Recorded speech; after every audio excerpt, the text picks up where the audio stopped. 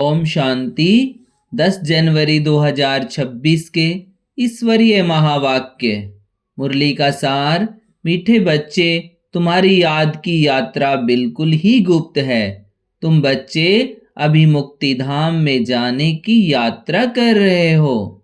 प्रश्न है, स्थूल वतनवासी से सूक्ष्म वतनवासी फरिश्ता बनने का पुरुषार्थ क्या है?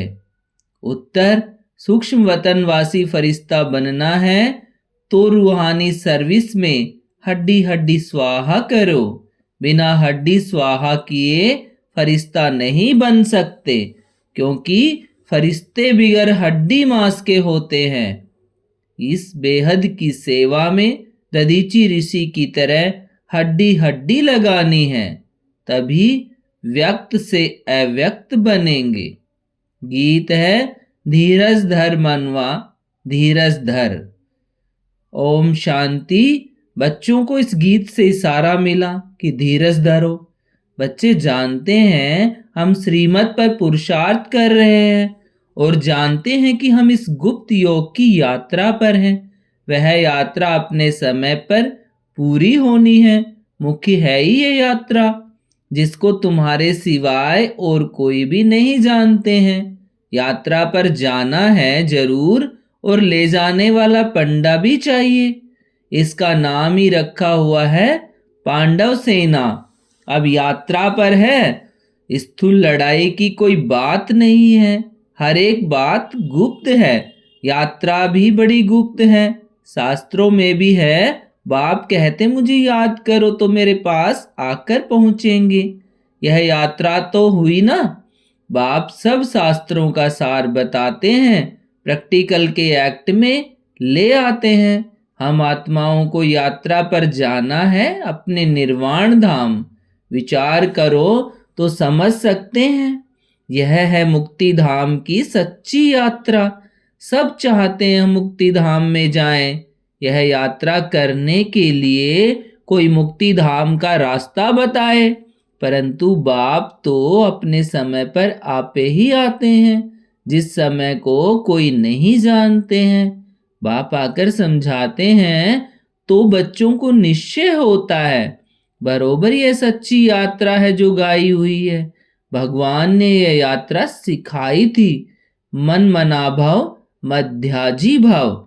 यह अक्सर भी तुम्हारे काम के बहुत हैं। सिर्फ किसने कहा, यह भूल कर दी है। कहते हैं देह सहित देह के संबंधों को भूल जाओ। इनको ब्रह्मा बाबा को भी देह है, इनको भी समझाने वाला दूसरा है। जिसको अपनी देह नहीं है वह बाप है विचित्र।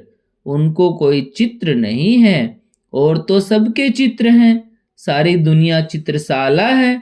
विचित्र और चित्र अर्थात जीव और आत्मा का वह मनुष्य स्वरूप बना हुआ है, तो वह बाप है विचित्र। समझाते हैं मुझे इस चित्र का आधार लेना पड़ता है। बरोबर शास्त्रों में है। भगवान ने कहा था, जबकि महाभारत लड़ाई भी लगी थी, राजयोग सिखाते थे जरूर। राजाई स्थापन हुई थी, तभी तो रजाई है नहीं। राजयोग भगवान ने सिखाया था नई दुनिया के लिए, क्योंकि विनाश सामने खड़ा था। समझाया जाता है ऐसा हुआ था जबकि स्वर्ग की स्थापना हुई थी। वह लक्ष्मी नारायण का राज्य स्थापन हुआ था। अभी तुम्हारी बुद्धि में है सतयुग था, अभी कलयुग है। फिर बाप वही बातें समझाते हैं। ऐसा तो कोई कह नहीं सके कि मैं परम धाम से आया हूं तुमको वापस ले जाने। परमपिता परमात्मा भी कह सकते हैं ब्रह्मा द्वारा, और किसके द्वारा भी कह नहीं सकते। सूक्ष्म वतन में ही ब्रह्मा विष्णु शंकर। ब्रह्मा के लिए भी समझाया है कि वह है अव्यक्त ब्रह्मा और यह है व्यक्त। तुम अभी फरिश्ता बनते हो। फरिश्ते स्थूल स्वरूप में नहीं होते। फरिश्तों को हड्डी मांस नहीं होता है। यहाँ इस रूहानी सर्विस में हड्डी आदि सब खलास कर देते हैं, फिर फरिश्ते बन जाते हैं। अभी तो हड्डी है ना, यह भी लिखा हुआ है। अपनी हड्डियां भी सर्विस में दे दी। गोया अपनी हड्डियां खलास करते हैं। स्थूल वतन से सूक्ष्म वतन वासी बनना है। यहाँ हम हड्डी देकर सूक्ष्म बन जाते हैं। इस सर्विस में सब स्वाहा करना है। याद में रहते रहते हम फरिश्ते बन जाएंगे। यह भी गाया हुआ है, मिर्वा मौत मलूक का शिकार। मलूक फरिश्ते को कहा जाता है। तुम मनुष्य से फरिश्ते बनते हो, तुमको देवता नहीं कह सकते। यहाँ तो तुमको शरीर है ना। सूक्ष्म वतन का वर्णन अभी होता है। योग में रह फिर फरिश्ते बन जाते हैं। पिछाड़ी में तुम फरिश्ते बन जाएंगे। तुमको सब साक्षात्कार होगा और खुशी होगी। मनुष्य तो सब काल का शिकार हो जाएंगे। तुम्हारे में जो महावीर है वह तो अडोल रहेंगे। बाकी क्या क्या होता रहेगा। विनाश की सीन तो होनी है ना। अर्जुन को विनाश का साक्षात्कार हुआ। एक अर्जुन की बात नहीं है। तुम बच्चों को विनाश और स्थापना का साक्षात्कार होता है। पहले पहले बाबा को भी विनाश का साक्षात्कार हुआ। उस समय ज्ञान तो कुछ था नहीं। देखा सृष्टि का विनाश हो रहा है। फिर चतुर्भुज का साक्षात्कार हुआ। समझने लगे यह तो अच्छा है। विनाश के बाद हम विश्व के मालिक बनते हैं तो खुशी आ गई। अभी यह दुनिया नहीं जानती कि विनाश तो अच्छा है ना। पीस के लिए प्रयत्न करते हैं, परंतु आखिरी विनाश तो होना है। याद करते हैं पतित पावन आओ तो बाप आएंगे जरूर। आकर पावन दुनिया स्थापन करेंगे जिसमें हम राजाई करेंगे। यह तो अच्छा है ना। पतित पावन को क्यों याद करते हैं? क्योंकि दुख है। पावन दुनिया में देवताएं हैं। पतित दुनिया में तो देवताओं के पैर आ नहीं सकते। तो जरूर पतित दुनिया का विनाश होना चाहिए। गाया हुआ भी है महाविनाश हुआ। उसके बाद क्या होता है? एक धर्म की स्थापना। सो तो ऐसे होगी ना।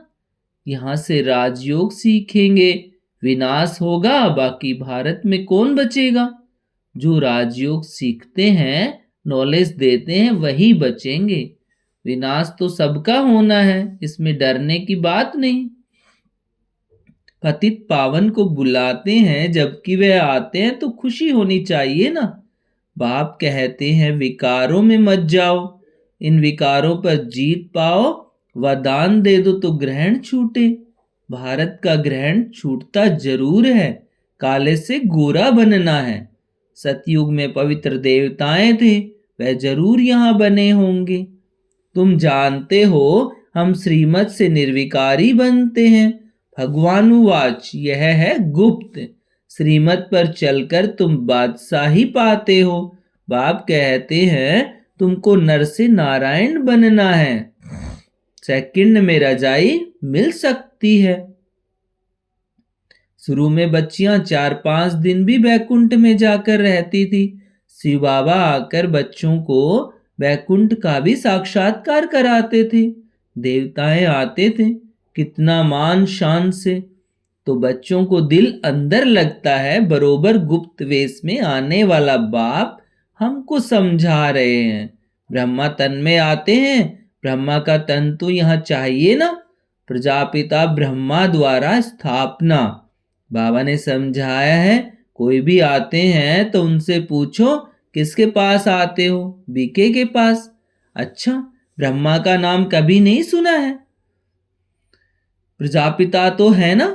हम सब उनके आकार बने हैं, जरूर आगे भी बने थे। ब्रह्मा द्वारा स्थापना तो साथ में ब्राह्मण भी चाहिए। बाप ब्रह्मा द्वारा किसको समझाते हैं? शूद्रों को तो नहीं समझाएंगे। यह है ब्रह्मा मुख वंशावली ब्राह्मण। शिव बाबा ने ब्रह्मा द्वारा हमको अपना बनाया है। ब्रह्मा कुमार कुमारियां कितने ढेर हैं, कितने सेंटर्स हैं। सब में ब्रह्मा कुमारियां पढ़ाती हैं। यहाँ हमको दादे का वर्षा मिलता है। भगवानुवाच, तुमको राजयोग सिखाता हूँ। वह निराकार होने कारण इनके शरीर का आधार लेकर हमको नॉलेज सुनाते हैं। प्रजापिता के तो सब बच्चे होंगे ना। हम हैं प्रजापिता, ब्रह्मा, कुमार, कुमारियां। शिव बाबा है दादा, उन्हें अडॉप्ट किया है। तुम जानते हो हम दादे से पढ़ रहे हैं ब्रह्मा द्वारा। यह लक्ष्मी नारायण दोनों स्वर्ग के मालिक है ना। भगवान तो एक ऊंच से ऊंच निराकार ही है। बच्चों को धारणा बड़ी अच्छी होनी चाहिए। पहले पहले समझाओ। दो बाप हैं भक्ति मार्ग में। स्वर्ग में है एक बाप, पारलौकिक बाप द्वारा बादशाही मिल गई, फिर याद क्यों करेंगे। दुख है ही नहीं तो याद करना पड़े। गाते हैं दुख हरता सुख करता, वह अभी की बात है। जो पास्ट हो जाता है उसका गायन होता है। महिमा है एक की, वह एक बाप ही आकर पतितों को पावन बनाते हैं। मनुष्य थोड़े ही समझते हैं, वह तो पास्ट की कथा बैठ लिखते हैं। तुम अभी समझते हो। बरोबर बाप ने राजयोग सिखाया, जिससे बादशाही मिली। 84 का चक्र चल लगाया। अभी फिर हम पढ़ रहे हैं, फिर 21 जन्म राज्य करेंगे, ऐसा देवता बनेंगे। ऐसे कल्प पहले बने थे। समझते हो, हमने पूरा 84 जन्मों का चक्र लगाया। अब फिर सतयुग त्रेता में जाएंगे। तब तो बाप पूछते हैं आगे कितने बार मिले हो। यह प्रैक्टिकल बात है ना। नया भी कोई सुने तो समझेंगे 84 का चक्र तो जरूर है। तो पहले वाले होंगे, उनका ही चक्र पूरा हुआ होगा। बुद्धि से काम लेना है।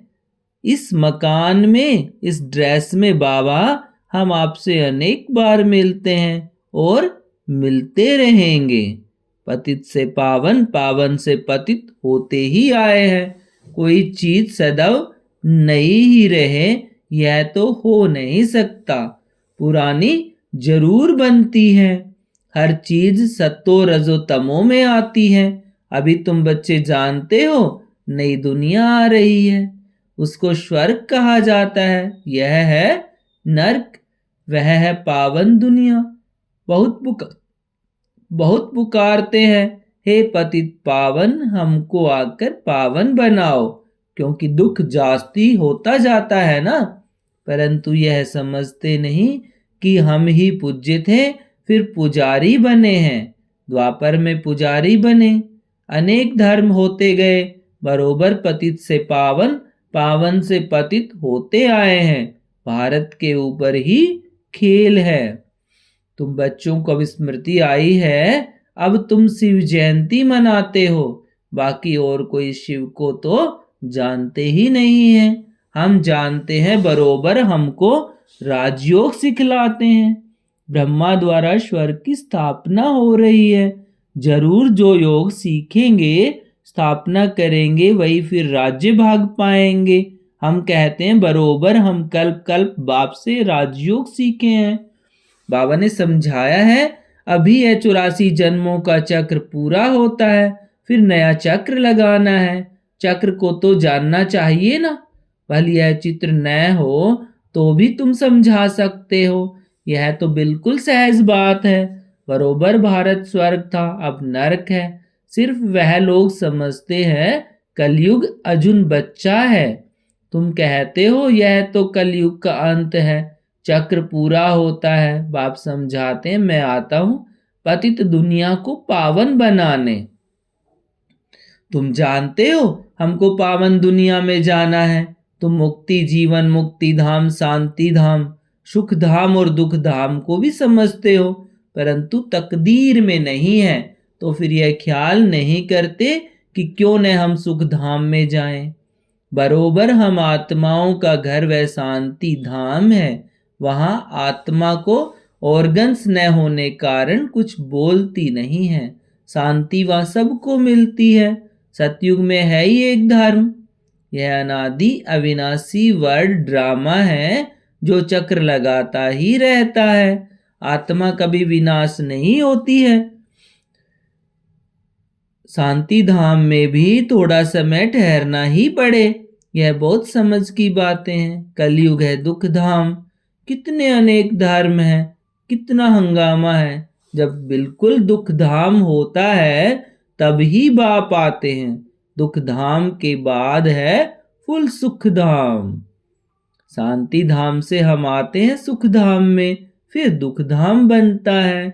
सतयुग में संपूर्ण निर्विकारी, यहाँ है संपूर्ण विकारी। यह समझाना तो बहुत सहज है ना, हिम्मत चाहिए। यहाँ भी आकर समझाओ। यह भी लिखा हुआ है, हनुमान सत्संग में पीछे जुतियों में जाकर बैठता था, तो महावीर जो होंगे वह कहाँ भी जाकर युक्ति से सुनेंगे। देखे क्या बोलते हैं, तुम ड्रेस बदलकर कहाँ भी जा सकते हो उनका कल्याण करने। बाबा भी गुप्त वेश में तुम्हारा कल्याण कर रहे हैं ना। मंदिरों में कहाँ भी निमंत्रण मिलता है तो जाकर समझाना है। दिन प्रतिदिन तुम होशियार होते जाते हो, सबको बाप का परिचय तो देना ही है, ट्रायल करनी होती है। यह तो गाया हुआ है, पिछाड़ी में सन्यासी राजाएं आदि आए, राजा जनक को सेकंड में जीवन मुक्ति मिली। वह फिर जाकर त्रेता में अनुजनक बना। अच्छा, मीठे मीठे से किल्दे बच्चों, प्रति माता पिता बाप दादा का याद प्यार और गुड मॉर्निंग। रूहानी बाप की रूहानी बच्चों को नमस्ते, और हम रूहानी बच्चों की रूहानी माता पिता और बाप दादा को गुड मॉर्निंग और नमस्ते बाबा, नमस्ते। धारणा के लिए मुख्य सार है, अंतिम विनाश की सीन देखने के लिए अपनी स्थिति महावीर जैसी निर्भय अडोल बनानी है। गुप्त याद की यात्रा में रहना है। अव्यक्त वतनवासी फरिश्ता बनने के लिए बेहद सेवा में ददीची ऋषि की तरह अपनी हड्डी हड्डी स्वाहा करनी है। आज का वरदान, पहली श्रीमत पर विशेष अटेंशन दे, फाउंडेशन को मजबूत बनाने वाले सहज योगी भव। पहली श्रीमत पर विशेष अटेंशन दे, फाउंडेशन को मजबूत बनाने वाले सहज योगी भव। बाप दादा को नंबर 1 श्रीमत है कि अपने को आत्मा समझकर बाप को याद करो। यदि आत्मा के बजाय अपने को आत्मा शरीरधारी समझते हो तो याद टिक नहीं सकती। वैसे भी कोई दो चीजों को जब जोड़ा जाता है तो पहले समान बनाते हैं, ऐसे ही आत्मा समझकर याद करो तो याद सहज हो जाएगी। यह श्रीमत ही मुख्य फाउंडेशन है। इस बात पर बार बार अटेंशन दो तो सहज योगी बन जाएंगे। आज का स्लोगन, कर्म आत्मा का दर्शन कराने वाला दर्पण है, इसलिए कर्म द्वारा शक्ति स्वरूप को प्रत्यक्ष करो। कर्म आत्मा का दर्शन कराने वाला दर्पण है, इसलिए कर्म द्वारा शक्ति स्वरूप को प्रत्यक्ष करो। अव्यक्ति सारे, इस अव्यक्ति मास में बंधन मुक्त रह जीवन मुक्त स्थिति का अनुभव करो। ब्राह्मण सो फरिश्ता, अर्थात जीवन मुक्त जीवन बंध नहीं। न देह का बंधन, न देह के संबंध का बंधन, न देह के पदार्थों का बंधन। अगर अपनी देह का लगाव खत्म किया तो देह के संबंध और पदार्थ का बंधन आप ही खत्म हो जाएगा। ऐसे नहीं कोशिश करेंगे।